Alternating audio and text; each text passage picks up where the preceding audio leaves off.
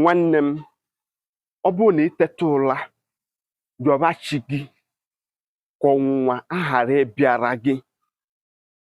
Ọnwụnwa amaghị onye ukwu, ọnwụnwa amaghị onye nta, ọnwụnwa amaghị onye bụ big man, ọnwụnwa amaghị onye bụ poor man. Ọnwụnwa na-edowe nwoke jebe eje adị mma na ba anaba adị mma. Ọnwụnwa bụ ihe na-etinye nwoke n'ihe anya mmiri n'akwa nderi. Biko iweta ihe ozi a tụara ya ụmụnne gị, maka na eme ngwa ngwa emeghara ọdachi, mana ị ga-adị nkọ dịka agwọ. Ị ga-amụrụ anya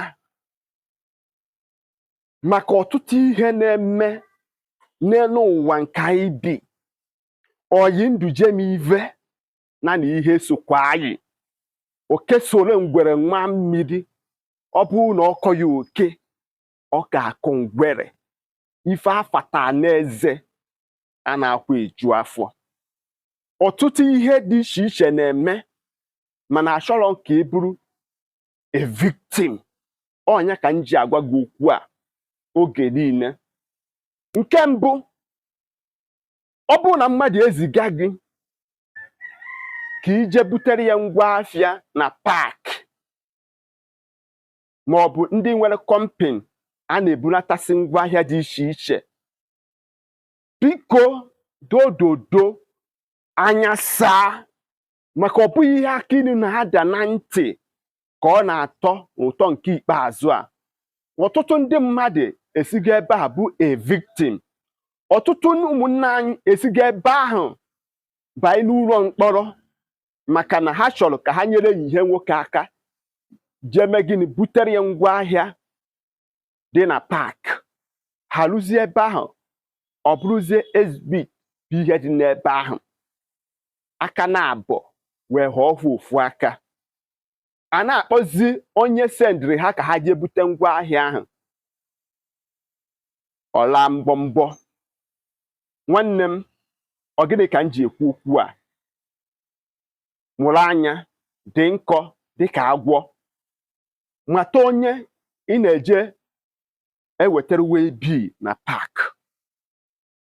maka na ọtụtụ ụmụnne anyị kọrọ ha ihe ha na ije na-eje n'elu ụwa.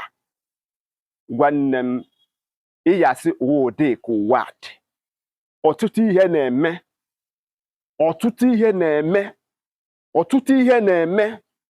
Asị m onye nwere ntị na nụrụ. Biko nwanne m, achọrọ m ka ị bụrụ a victim of all these things. Maka ya mee mmiri ji ezokwa ma gbachaa, mana ọfọ anyị na-agọ bụ na ọma mbịakwute gị, na ị ga-adịrị m ndụ, agaghị akọ akụkọ ọjọọ n'isi gị.